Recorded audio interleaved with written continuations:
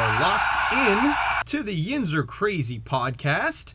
We are supported by YinzerCrazy.com and, of course, sponsored by Performance Auto Parts, 1701 Freeport Road, Arnold, PA. I'm joined over the phone by my guy, JY, and we're excited about the opportunity to talk Penguins today as we have a special podcast for you. Right, Jordan? Yes. Season's going to be starting soon enough, and we're lucky to have some great guests on this week's show. So this is our Penguin special. Mike's in Miami, and I'm up north in Pittsburgh, and we're still making it happen. We're still finding a way to put this thing together. I love it. The Steelers are 6-0. That's crazy. The Pirates are still alive in the World Series, right? Yeah. I think that, they're still doing their thing. We're rooting for the Rays. I mean, that's another thing. Like, I don't know. I root for the Rays just because, the former Pirate players that they have. But then I'm also bitter, but I can't really be bitter for the players. It's more of the organization that I'm like, what the heck. Yeah, you know what? Shit, I had to check my notes for a second. That is the Rays. That's not the Pirates. I saw Charlie Morton and Tyler Glasnow and Austin Meadows. You're right. My bad. I'm down here in Florida. I should have known that anyway. Yikes. Yeah. All right. Well, Tampa fever. I got the Tampa fever. And you know what? I got, honestly, Pens fever right now because I don't know where the time has gone. It felt like literally just yesterday that the Pens were rudely bounced from that qualifying round of the NHL playoffs at the hands of the Montreal Canadiens, of course. But it was bad for them, but I guess good for us right now because we've got two awesome guests lined up for you to talk about what that experience was like and how they are looking forward to this next season. We'll start with defenseman Brian Dumoulin. The dude's a two-time Stanley Cup champion, first-line defenseman, a Boston kid who absolutely loves the Burgh. And we've also got goalie Casey DeSmith, who's really going to be a key cog on this Pens team moving forward this next season. After the Matt Murray trade, I think he's in all likelihood going to enter as the backup goalie behind Tristan Jarry. And Jordan, these two had a lot to say about the excitement building around this upcoming season. Yeah, I mean, I just feel like, the Steelers are always destined for greatness. Like, if we don't go to the playoffs or, that sort of thing, reach the postseason, then it's Pittsburghers aren't too happy, and I feel like we've been so spoiled the past decade. The Penguins have made the playoffs and won Stanley Cup, so, Pittsburgh is definitely a hockey town, and I'm really excited for the season. These last, two, playoff runs, but, it's tough. They say that the NHL is the toughest to win back-to-back, and, the Penguins did just that, so. It's a grind for sure, those playoffs. I mentioned that, obviously, they were bounced unceremoniously against the Canadiens in that first round. They're getting a little longer in the tooth, but, still obviously a ton of talent on that team, and we're going to get into that in much more detail with these two guests in just a short moment. Brian Dumoulin and Casey DeSmith, I didn't realize this, they also kind of grew up together a little bit, in a sense, in the Maine, New Hampshire area, but I'll let them tell that story in just a few minutes. Jordan, what's new with you, man? Let's tell the viewers about a little bit what we have coming up on the agenda for Yinzer Crazy, and you got anything personally going on? So I am actually currently, as of a few days ago, I'm a dog father now to my son Bruno York. Wow. So I've been, raising a kid basically, and he's doing well. And all right, when you told me you were getting a puppy, we had talked, and we were like, all right, it's got to be a Pittsburgh sports athlete name. We had said maybe Kutch. We had thrown some other ones out there. Is he named after Bruno Sammartino? Yes. Wow. Really, I just like the Bruno name, and I like Bruno Sammartino, so I'm just going to roll with it. I love it. Has he been shitting everywhere? No, he's actually been pretty good. He wakes up in the middle of the night and whines like a Patriots fan. But rather than that, he's doing pretty well. He peed a few times, but it's nothing major. His cousin Kobe came over this week, and they got along great. And man, it was a great weekend. I just kind of watched football and just kind of maxed out in the man cave and did some stuff, and then Yinzer crazy. We have, some big stuff hitting TV with some awesome athletes. And, we don't want to give too much away, but it's, everyone's going to be seeing it here soon. And we really have been, just for me and you, man, we've really been putting in the work. And we really are thankful for all of you and all your support. Reading the articles, listening to the podcast. We're going to continue to be bringing you, the best of the best. But this week, it's all about the Penguins. And, we're very fortunate to have these two guys. And you guys are really going to tune into this because their story is just great. I love the Patriots line, bro. That was nail on the head. But I don't know that Brian Dumoulin would love it. He's a native Bostonian, so it's a great segue into Brian Dumoulin, our first Penguin that we've had on the Yinzer Crazy podcast, and of course we're going to have many more as we continue to progress on this show and as we get back into the start of this 2021 NHL season. Commissioner Gary Bettman wants a full 82-game schedule to start around January 1st, and somehow it's about to be November, so we're just a few months away. Who better to get you started and excited for that other than Pens defenseman Brian Dumoulin? Let's go, JY. Here's Crosby back on the attack. Chance for Dumoulin. Scores! Right off the faceoff, and it's 4-0 Penguins. And welcome back in to the Yinzer Crazy podcast, sponsored by Performance Auto on 1701 Freeport Road, and of course supported by YinzerCrazy.com. Once again, we're absolutely elated to bring on this next guest. This dude knows what it's like to be a bird. That's why he agreed to join Jordan and myself, a.k.a. the two bird brains over here at the Yinzer Crazy Show. He's a former BC Eagle and, of course, a current Pittsburgh Penguin, two-time Stanley Cup champion, Brian Dumoulin. Dumo, what's happening, man? Too much, guys. Thanks for having me. Looking forward to talking with you guys, and look forward to getting back to the bird soon and playing some hockey. Where are you at right now? You said you're back in Boston? Yeah, I spend my summers, usually summers back in Boston. We have a place in Charlestown, Mass. I've been kind of in the Boston area ever since I graduated Boston College, and it's a great hockey area to be in the summer. We have a lot of guys to skate with and a lot of different skates and hockey players around the area, so it's kind of a little hub, good training also, so it's something that I enjoy in the off season, definitely for sure. And obviously it's nice being back by the ocean, and especially in the summer here in New England, and it's even more beautiful now in the fall too. Dumo, I saw somewhere when the NHL Brain Trust and Minds were trying to put this thing back together, you said, I don't care if they play in my driveway. Is that the same driveway you guys are skating on right now? You got a big enough driveway to host a little rec league going on down there? Actually, there's not a lot of driveways in Charlestown, Mass, but we have a little parking spot. But no, yeah, everyone, I think at the time was just excited to get back and play hockey, especially for playing for the Stanley Cup. Regardless of if fans are in the building or regardless of the scenario, if you're playing for that and the Stanley Cup's on the line, I think everyone's going to try to play their best for that. So, I think everyone was just anxious to get back and start playing hockey again. I guess Boston and Pittsburgh are more garage towns anyway with the winter weather. Dude, you touched on it briefly. I want to know kind of a little bit more about that experience. Obviously, you guys had a little earlier exit than anticipated, but you're quarantined in Toronto, kind of in these hotels that had a bunch of different activities, but you couldn't really go anywhere outside of that bubble and to the arena. First of all, what was that experience just like from an insider perspective? Yeah, it was different, but for the most part, the NHL did a great job of setting up the bubble. Everything. If we were going to play in the bubble, they did a great job of making sure we had really good meals, that we were well taken care of.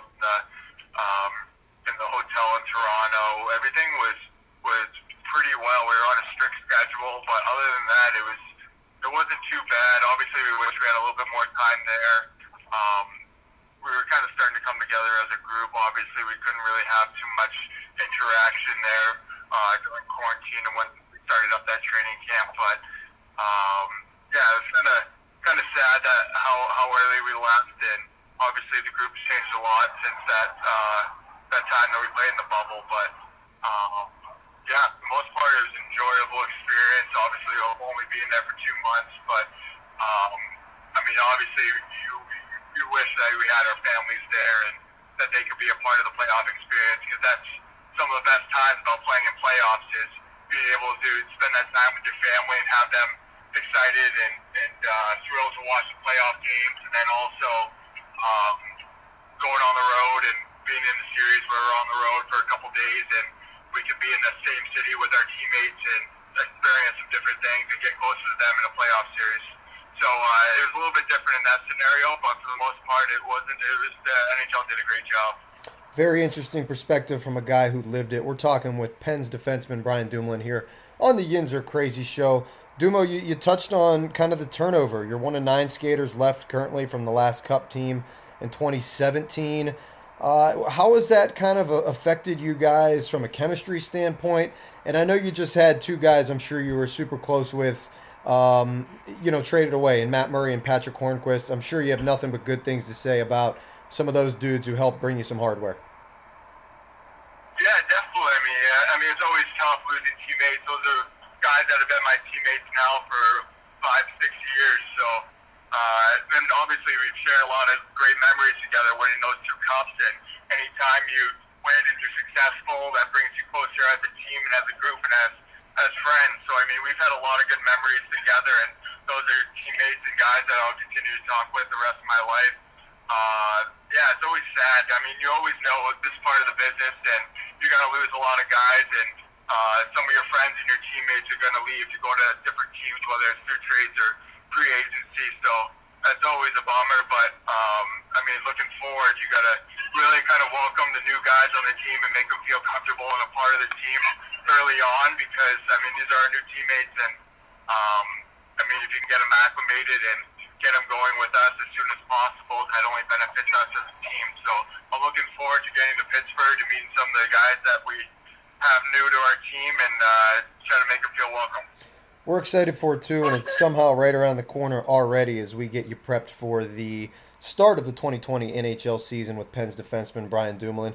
Dumo, we're a pretty lighthearted podcast over here. I know a lot of our viewers and listeners like to kind of get to know a lot of our guests, so I want to ask you some questions that kind of will help our viewers get to know Brian Dumoulin a little bit better. So we'll start with an easy one, all right? So I want to know your most memorable goal, favorite goal you've ever scored. Is it the clincher in 2016 against the Sharks?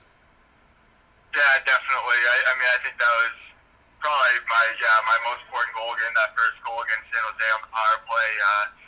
I mean, nothing really tops that. So definitely the first goal of the Game 6 2016 Stanley Cup final. All right, we gave you a layup to start there. Next one, I want to know, because we could throw a parade in the Berg, man, and I think you know that by now. 2016 and 2017, you guys obviously hoisted the thing. The better parade experience for you, 2016 or 2017? Oh, 2017 for sure.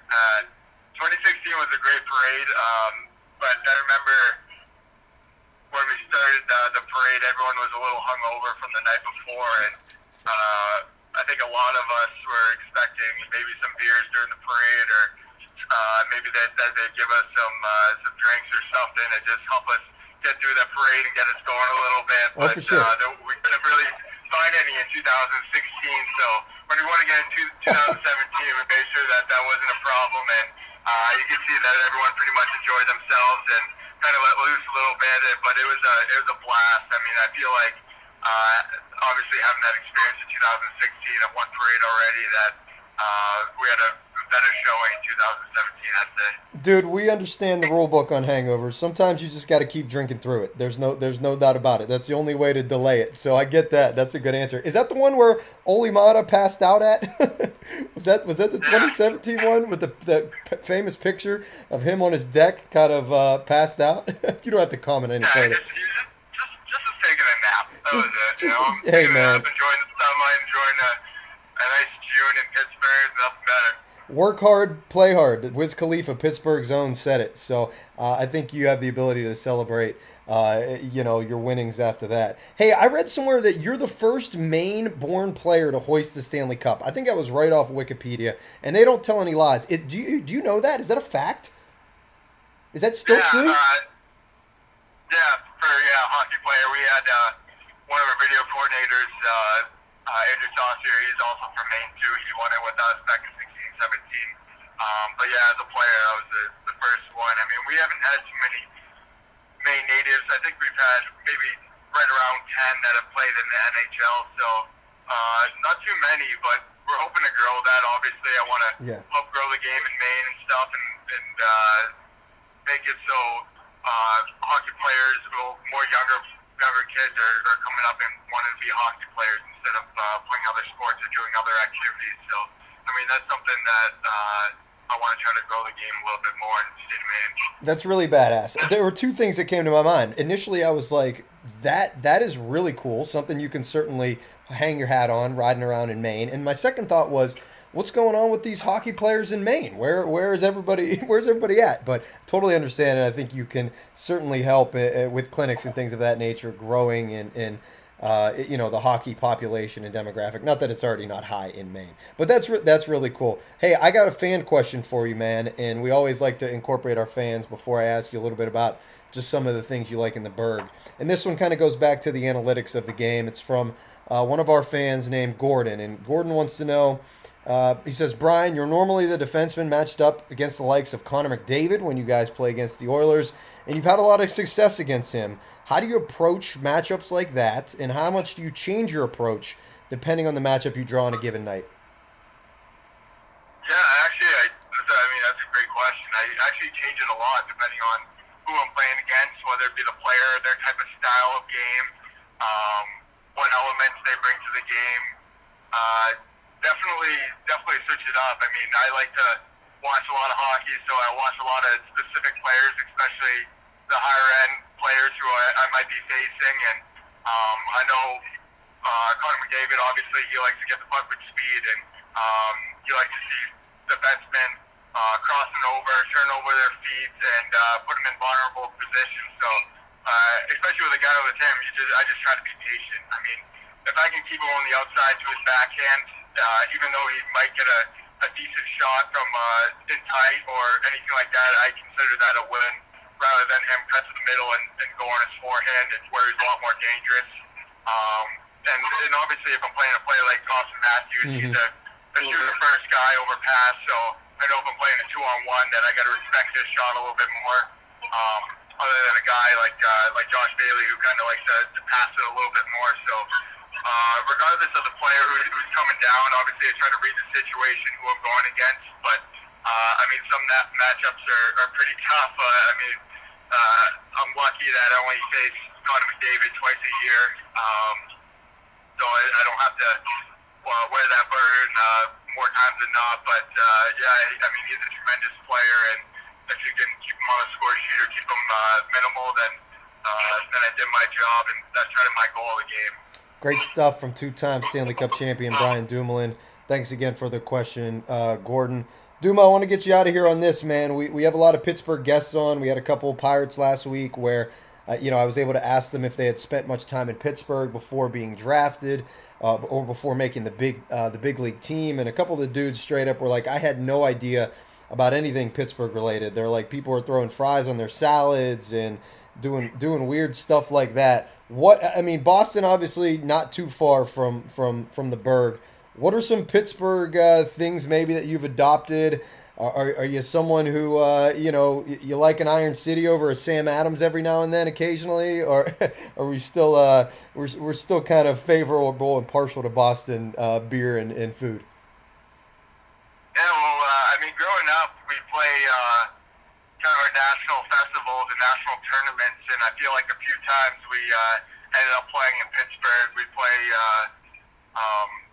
down at a rink. I think it was one right around Swickley. I forget. I know Dave Hansen. He was kind of the rink manager there, and we played our, I think, U14 and U16 national championships there. So I had a little experience coming to Pittsburgh and spending some time there when I was a kid. So I kind of knew what it was about.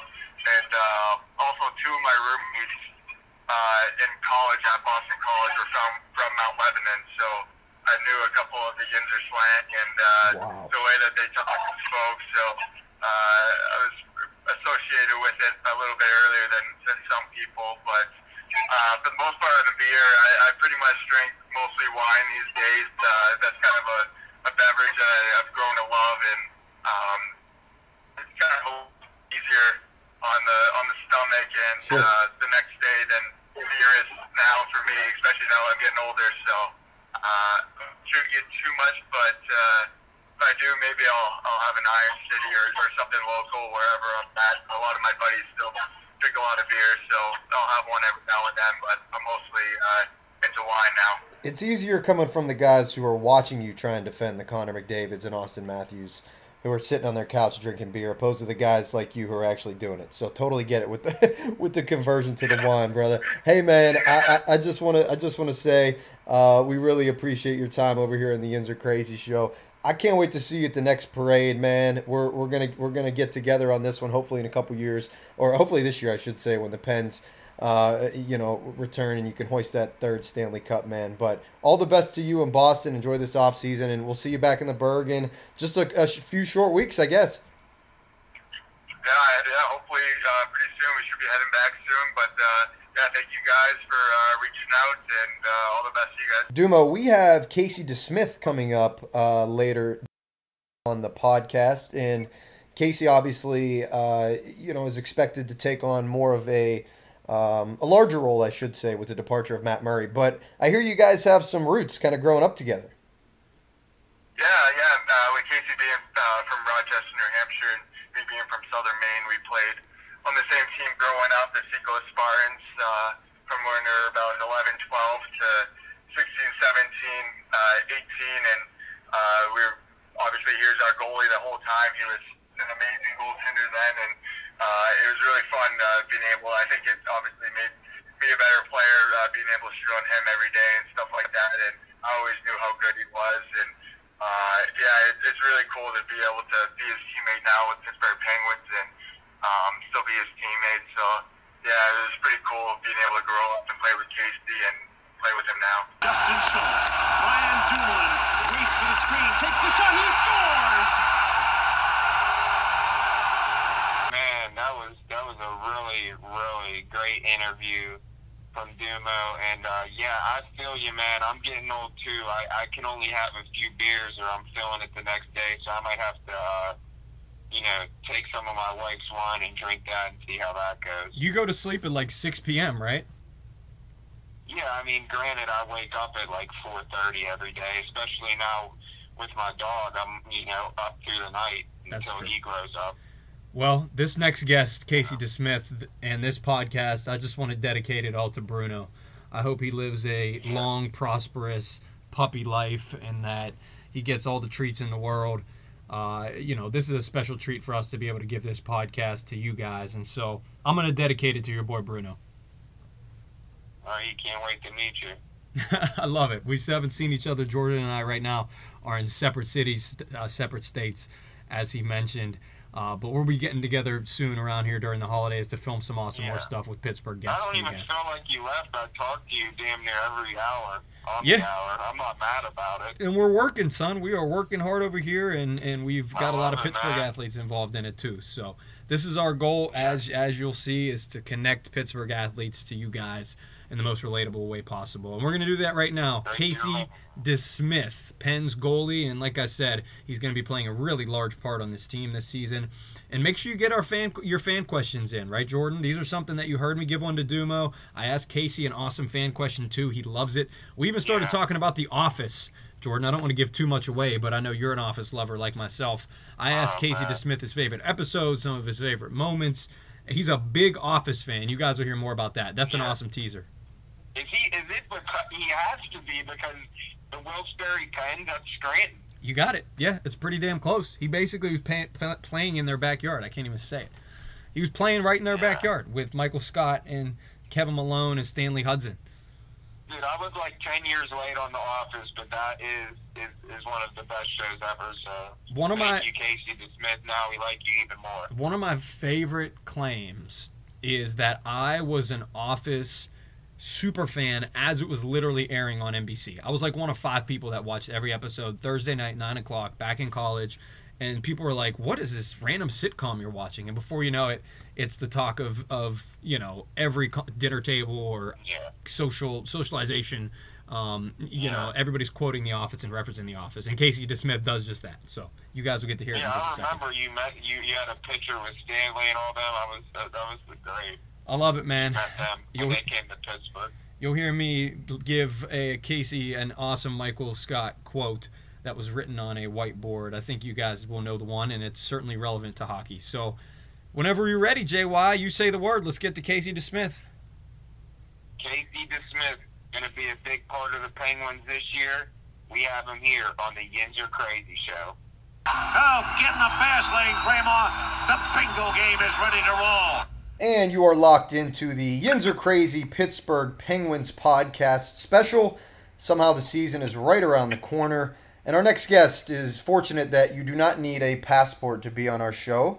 It's netminder Casey DeSmith. Casey, I mentioned you're probably sick of that joke already, but to the fans who don't know, this past January you were called from Wilkes-Barre for a game in Montreal, and you forgot something that was important, right?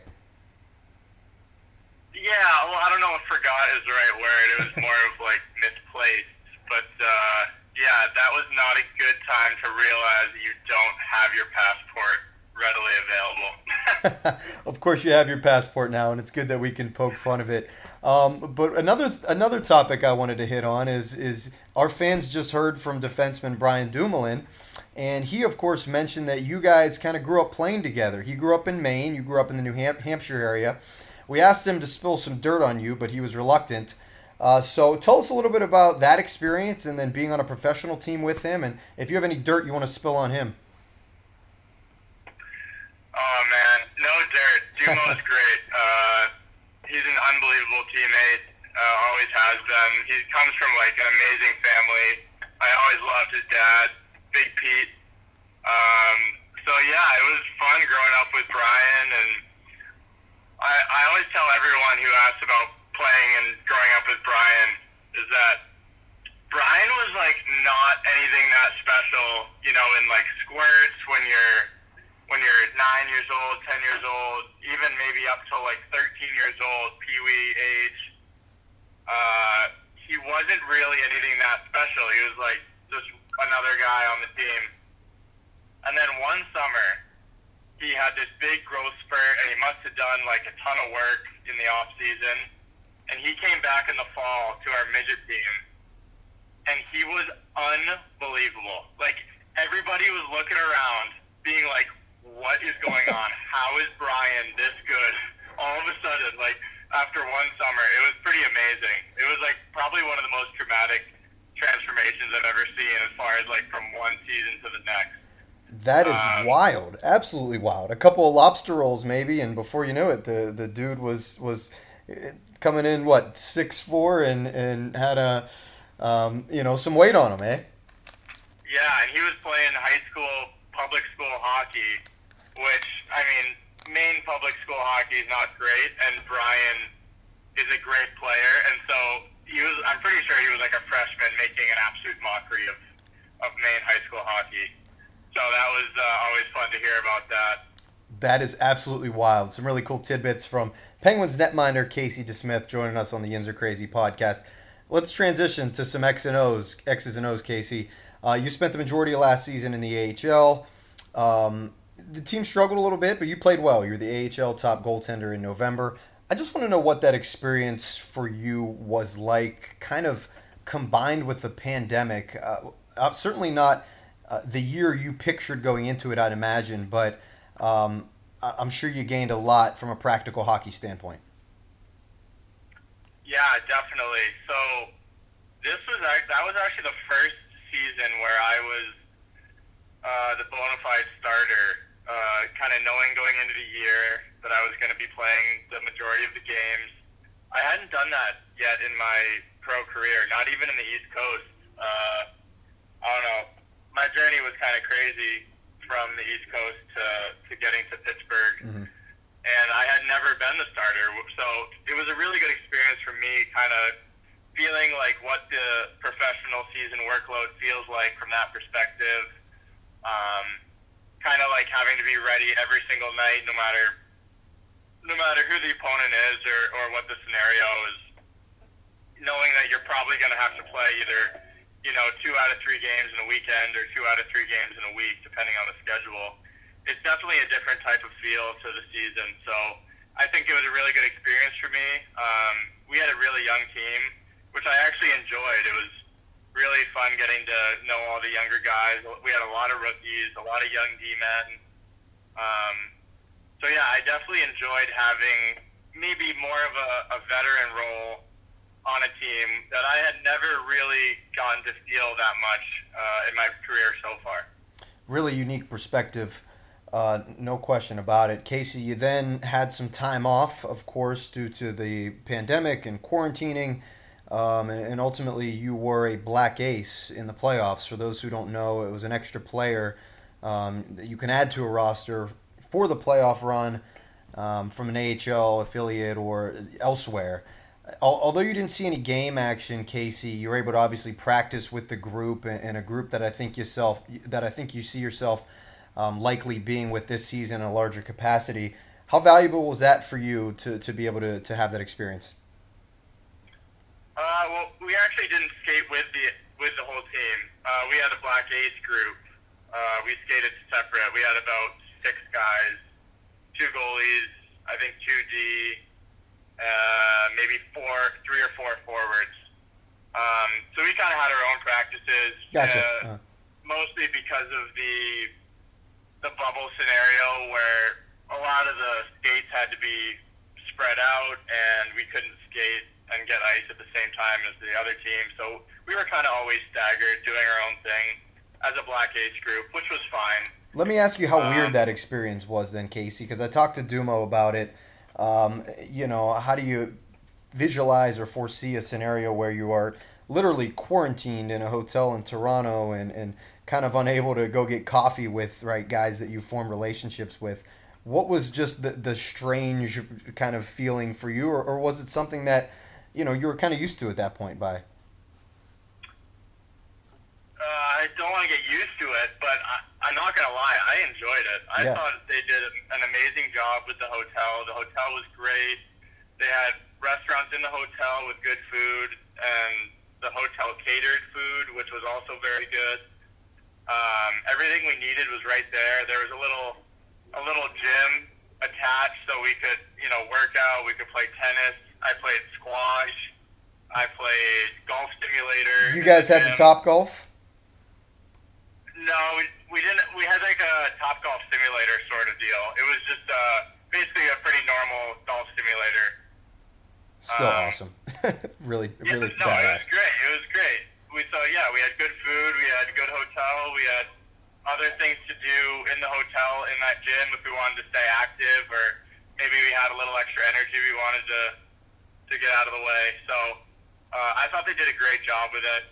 I enjoyed my time in the bubble. Obviously, as everyone else does, I wish it was longer. I wish, we got further in the playoffs. Mm-hmm. But I just tried to make the best of it and enjoy it. It's like one of those scenarios where when you're a kid, right, you go to summer camp and maybe you're at some crappy college with terrible dorm rooms and, you have to get dressed in this tiny little locker room and maybe the food at the cafeteria isn't very good. So I was telling my parents, I was like, it's kind of like the best hockey summer camp you've ever heard of, obviously I'm just playing around. It was much more serious than that.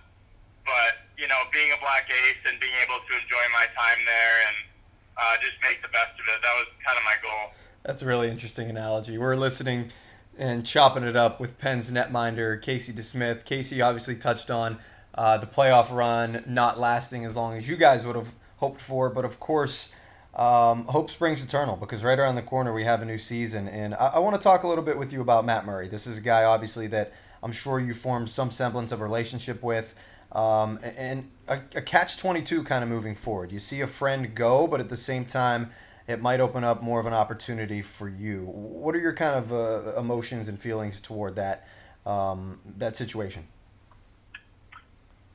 Well, first thing I would say in regards to that is, yes, I was definitely friends with Matt Murray, and we had a very good relationship, but I also have a very, very good friendship with Tristan Jarry, and we have probably an even stronger relationship because we were in Wilkes together, on the same team, sharing a net for quite a while, longer than I was with Matt. So, you know, even though I might be losing Matt as a goalie partner, I'm also getting back Jarge as a goalie partner. So I am excited about that.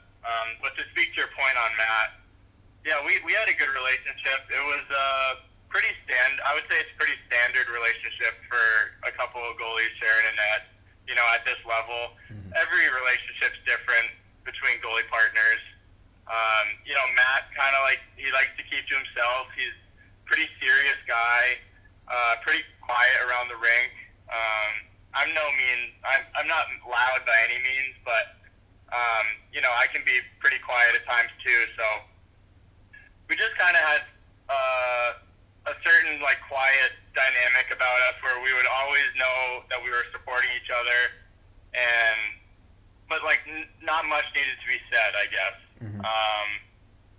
And that's just kind of the way I felt like he liked to go about it. And, you know, being the starter and being the guy who it's his net, and, you know, I respect that. I respect him. So if he wanted to keep the relationship kind of like that, maybe just, keep it at the rink and, you know, keep it a little bit quieter, that's fine by me. I can get along with pretty much anyone, so there's no sweat off my back. Sure. I'm really excited for him in Ottawa. Obviously, got a great contract, and he's got the net once again. He's got the starting job, so I'm sure he'll do great.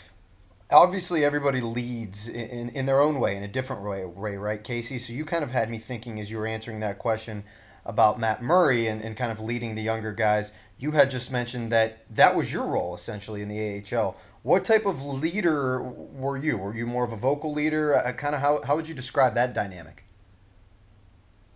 That's a good question. Yeah, so like I said, that was kind of my first year where I got a taste of being that, you know, leadership type role. In the past, you know, I had never really spoken up in a locker room, but, you know, I felt our team was young enough last year, and we had some ups and downs in the year for sure where some things needed to be said, and I just try and pick my times, I guess would be the right answer for that.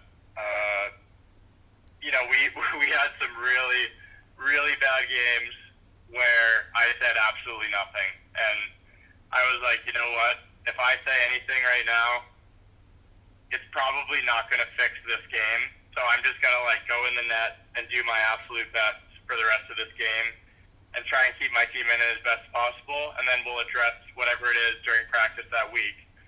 And then there were other games where maybe it was closer and we needed a little bit of pick-me-up, or we needed, you know, an in-game adjustment of some kind, and I would speak up in between periods.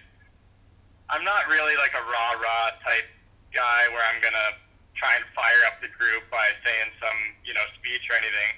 I'm usually just trying to help my D-men and help my centermen out in the D-zone by pointing out things that the other team's doing that maybe aren't working from our end, that we need to fix, we need to look out for this.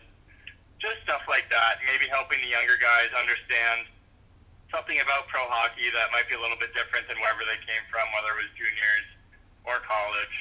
Because it's a different game in a lot of ways, too. So I think it was, I wouldn't call myself a leader in the locker room this past year unless it's by example. I think the only way that I led was by example this past year, and, you know, maybe a couple in-game adjustments here and there that I felt might be useful for our team, but that's about it. Some great perspective from Casey DeSmith. You're with Mike and JY and Casey here on the Yinzer Crazy Show. And Casey, we are a podcast called Yinzer Crazy, so of course we got to include our crazy Yinzers into this. So I have a fan question for you, and this one really stuck out to me. I thought this was an awesome question because I was curious myself. Justin in Sewickley wants to know, what goes into selecting the art design on your mask, and what's the inspiration for yours, and kind of what is that process like? That's a really good question.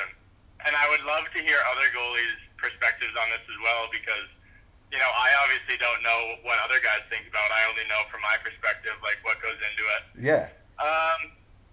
So, that's such a good question. I'll go about it. I'll answer it like this. So, going into the year, I kind of think about what I want my setup to look like from far away. And in general, if your design is simpler, like my design last year, anyone can look up my mask from 2019. It was very simple. It was mostly black. It had yellow outline of the logo. It had a yellow stripe down the middle, yellow cage. So from far away, I thought it looked very, very clean. Like, you know, whether you're watching on TV or on film or just in the stands, I thought it was just like a really good, clean look. And that's kind of what I was going for last year, was kind of that simple design. Because when you get a lot of detail in my mask, I feel as though maybe I lose some of the artistic flair that you can see from the stands. Because it's kind of like you can only appreciate the mask from up close. Interesting. And not many people get to see masks from up close. Right. It's not like you can see it when you're wearing it. That's a good point. Exactly. Yeah. And I want people in the stands to like my mask from where they're sitting. And even if it has a bunch of like really cool details really close up, you know, those people can't see that. So last year was kind of my first mask that I really went that direction, and I kept it really simple for that reason. In previous years, I did a disc golf theme mask where I kind of had like the bridges of Pittsburgh and the skyline, and then Sweet. a penguin throwing a disc into a disc golf basket. Because I'm a huge disc golfer. I love disc golf. Everyone who knows anything about me knows that. So that was kind of like my theme for that year was basically I just want to do a disc golf theme mask because I care a lot about disc golf and it, you know, makes me happy. So, and then in the past I've done some really simple ones where I had a mask that had a logo on each side. One side was Pittsburgh, one side was Wilkes because I was in Wilkes that year. Mm-hmm. And then it had highlights of The Office, the show The Office. I think there's a video on YouTube of me explaining the Office mask and kind of showing off what's in it. But so my idea for that mask was I want to do an Office theme mask, but I also want it to look good from far away. And I was kind of thinking about, okay, how can I make an Office theme mask that has nothing to do with the Penguins and hockey and make it look like a really cool goalie mask for the Penguins? So that was kind of a tricky situation, and my mask painter, Jesse Acacia, did a great job. He kind of just put little highlights of The Office that I had sent him, just little ideas and little pictures that might go well, and he just kind of stuck them in there very lightly so you can, you know, you can't really see it from far away, but when you get close, you know for sure that that's, you know, The Office, that's the Office theme mask. Oh, so, I love it, man. That is such cool stuff. You're talking to an Office fanatic, so I gotta keep piling on here. Do you have a favorite episode? Are you a dinner party guy? A classic dinner party guy? Are you a? I know it's not easy. Dinner party is so good. It's so good. I know people hate that episode too because it's probably the cringiest episode of the whole show. That's why I love it. The plasma TV. No, but there's so many good lines in that one. Michael Scott's bed. This is where I sleep. It's about as big as a net. It would be tough to protect the puck from getting in there. My favorite part of that episode is when they're playing the charades game, and like Jim is purposely not getting it when Michael's giving the hints, and Michael's getting so frustrated. Right. Classic Jim face. Purposely like missing it. Oh man, I die on that part. Great stuff. Shout out The Office and all of those terrific characters. And I can't forget Jan singing to Hunter her assistant's song in that. Maybe one of my favorite moments from the whole series too. Casey DeSmith, this has all been excellent stuff. I got to get you out of here on this. You talked about Western PA and some of the design of your helmet previously attributed to the Pittsburgh Bridges. Correct me if I'm wrong. You're married to a Yinzer, right? Yeah. Yep. What Pittsburgh traditions or foods or kind of language has grown on you? And I'm sure she's familiar with the Yinzer Pittsburghese, right? Definitely. So I'll answer that question by bragging a little bit. Nice. So good move. Last training camp, they do these little segments with us, in preparation for the season that they play on the Jumbotron, and they'll have, players, and they'll hand them a sheet with all these different Yinzer terms, whether it's like gum band or red up or, whatever it is. And I got almost every single one. I think I missed one. And, nobody else had gotten more than, a handful of them. And I got almost every one. And, everybody was so impressed, everybody who was in the room. And they were, asking me, they're like, how do you know all this? And I'm like, well, Ellie's family, and Ellie's grandmother in particular, hardcore Yinzer, so I picked up a lot of the language. Awesome job by Ellie. Gum band is one that it's so ingrained in my brain that I don't even realize it's called rubber band. It's one of those things that it's just I forget it's actually a rubber band until you mention something like that. Oh, that's all good stuff. Hey, Casey, you miss 99% of the shots you don't take. Wayne Gretzky, Michael Scott, Casey DeSmith, right? Absolutely. Let's hope whoever's shooting on me misses all 99% of their shots, too. Dude, this has been awesome. Let's do it again sometime. Obviously, the best of luck, whatever capacity you have on the team this season. We're looking forward to watching you. And like I said, let's do it again sometime, man. Awesome. Thanks for having me, guys. I appreciate your time. You got to love it. I love The Office so much. So that is a perfect ending to our Penguins special. Of course, Casey DeSmith dropping some of his favorite Office knowledge, and I love Dinner Party as well. I've seen it 1,000 times. I got to get me one of those plasma TVs still, as I'm still looking for a new TV. Maybe I'll wait till Black Friday. I'm kind of on the hunt right now. But awesome stuff all around from Brian Dumoulin and Casey DeSmith. We're so fortunate to have them on the podcast, Jordan. That was just really cool. I want to make sure that we tell you guys we are supported by YinzerCrazy.com. This is our website. This is where we are publishing articles each day at this point. We have new pens, feature contributor. He's going to be bringing you a lot of knowledge. His name is Noah.